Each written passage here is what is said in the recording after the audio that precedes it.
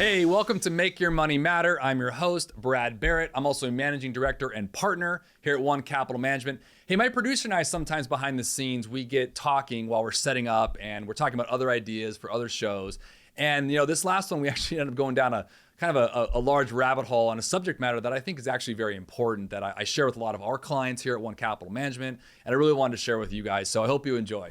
What is your opinion or outlook, your expert opinion on wills? Because from what I've heard, wills don't hold a lot of water. Yeah, it depends on the state, and there's a lot to do. I mean, as a financial advisor in particular, we don't deal in the matters of like legal, so we always want to work with our strategic partners, like an estate planning attorney, to go through the nuances. I always call an actual trust, is kind of like your 6 feet under clause. It's like when you're dead and buried, and you want to kind of have this clause to say what you want to do, right? The notion of a will versus a trust, the trust holds more weight and more water. Plus, you have more options with it. There's different types of trust. The precatory language, which is what it's called, the specific language within a trust can be more specific. Why does it hold more weight? I think it's just the way it's written. It's more thorough. Let's put it that way. It's way more thorough.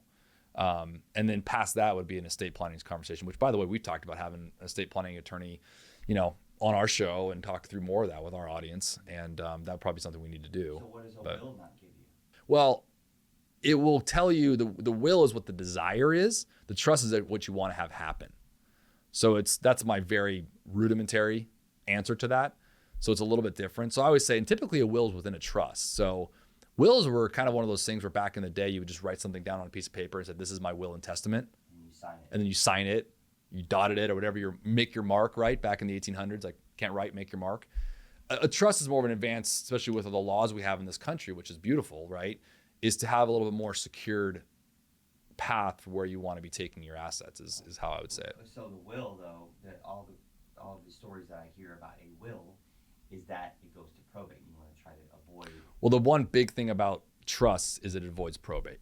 Like you're right. That's the biggest thing about a trust. And probate courts can be 6 to 9 months long. It'll obviously the reason for it is to allow anyone that would have any claim to this said estate. So if you get some long lost random uncle, out there from nowhere saying, oh yeah, and raise your hand. Well, now you got to go in probate and go and deal with that scenario and prove one way or the other. So a trust basically encapsulates what you want to pass on and to whom you want to pass it on to. So it doesn't allow the option really for, things like that. So with this huge wealth transfer that you've talked about, that's going to happen when the boomers pass away, which is the next 5, 10, 15 years. Yeah, and it's kind of happening depending on how you look at the generations. But yeah, and if they are not prepared with some of this stuff, where do you see a lot of the money going to that gets stuck in probate and gets... Well, I wouldn't say it's so much the probate as my concern. What I see a lot of going to is taxes and penalties. Those are the two categories I think that people need to be very aware of. If you're not knowledgeable and understand what your parents or grandparents have and you're passing on to it, being prepared for those assets, it sounds great. I mean, in theory, right, it sounds great to be like, oh, I just inherited $100,000. Like, it's like that stork analogy. I understand that. But as I always say, it's not always what you own, but how you own it. How is that $100,000 being passed down to you? Is it a life insurance proceed that's coming tax-free? Great. Is it coming from an IRA or an inherited IRA? Different scenario. Those have tax consequences to them. What if it's cash in the bank? What if it's cash in the bank? There's also things like stepped up basis. There's just a lot of things that are really important. By the way, for our clients, like I work probably on 3 to 5 estate cases a year for each of my clients. Not each of them, but 3 to 5 cases of my clients every year. And a lot of what I'm doing is they're coming to me. I'm usually one of the first calls to help them quarterback the scenario. And so I'll walk them through the basics, which is, hey, make sure everything has stepped up basis, make sure you get death certificates, like all the basic stuff, because that's when it kind of kicks off the timeline, right? But the biggest thing I'm fearful of is all this money coming down is 2 things mainly, is taxes and penalties, meaning you're going to withdraw some of these things, not realize you got to pay taxes on some of these assets being passed down. Penalties, if you're taking it at certain ages or if it's certain kind of contracts like annuities or something like that, like there's just rules you have to know about, and an advisor can help you with that. And then I would say the third thing I'd bring up is like, gosh, if you don't understand it and you're doing those 2 things, then are you really adhering to the goals that your parents or grandparents wanted for you? Like they wanted you to have the assets, but they didn't say whether or not you should, how to spend it, because The rules will dictate in the accounts that are passed down. So it's kind of this understanding that like knowledge is power in this place. And that's one of the big advocacies I try to do is say, look, this is happening, whether you like it or not. We have a generation that's going to pass down one of the largest generational wealth transfers in history. And for all of us receiving that, I would want to say that we all want to take a stewardship role on with that, because it's not money we earned, our parents did, our grandparents did, right, in a lot of generations, that a lot of struggles that we haven't had. So yeah, I might take a little corny thing. We want to honor that. Why do they have so much trouble? Like these generations, they're so set in their ways. Like some boomers don't even have a credit card, like a debit card. Yeah. They work in cash all the time and they still write checks to pay their bills. Yeah. Generational.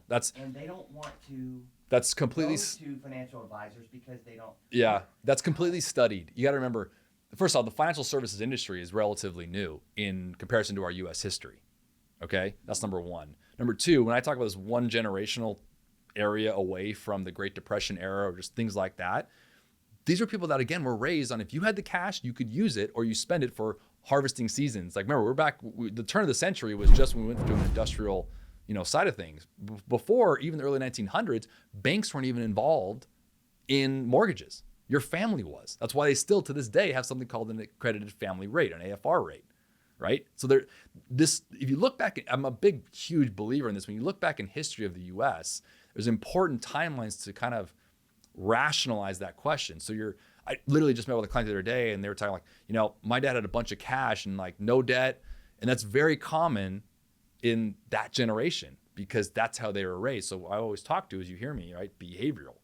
Like we were raised a certain way. You're not just going to all of a sudden, like, what's the old saying, right? A leopard can't change its spots.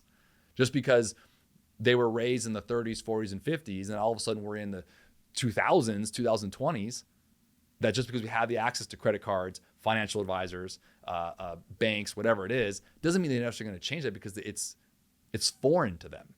It's like knowing a language for 80 years of your life, then all of a sudden learning a new language is just different. Yeah. And it's just different.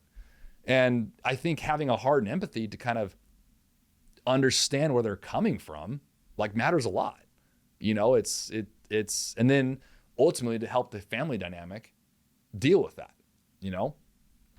It's more behavioral than we give it credit for. Hey, I hope you enjoyed that. If you did, make sure to subscribe to our channel so you don't miss a single episode. And always remember to make your money matter.